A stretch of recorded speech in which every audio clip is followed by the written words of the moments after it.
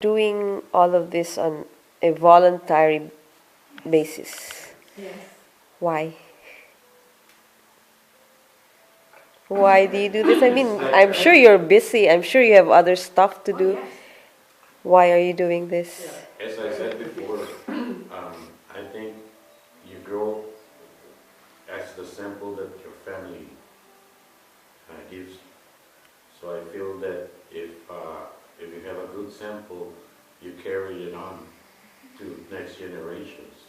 I hope that my kids, which I invite every time we do a homeless feeding or an event, I always take them with me so they learn to share with others. And I think I'd like to say that anybody who's been responsible for saving a life or rescuing that life of hopelessness into a life of great hope feels, with just one success story, life was worth living. But we're doing that for many hundreds of students now. And I feel as if my life is much more meaningful in helping others than it is by accumulating things.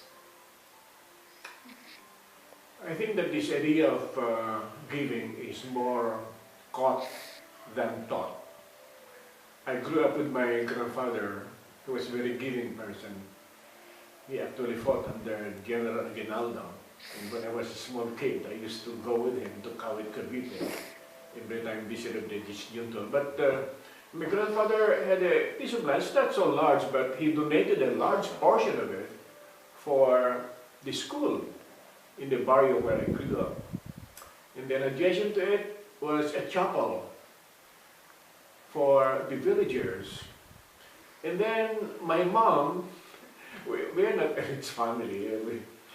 We are perhaps even below the middle class, but we're a family of 9, but my mom even adopted 3 needy children who grew up with us. I think, I don't know if her desire was to really compete it into a dozen. So 9 plus 2 are a dozen. And so these are the values that I got. And so it comes to me very naturally. I'm not very young anymore, I'm 75, but even at the start of the day I said, what can I do today to lend a help to somebody?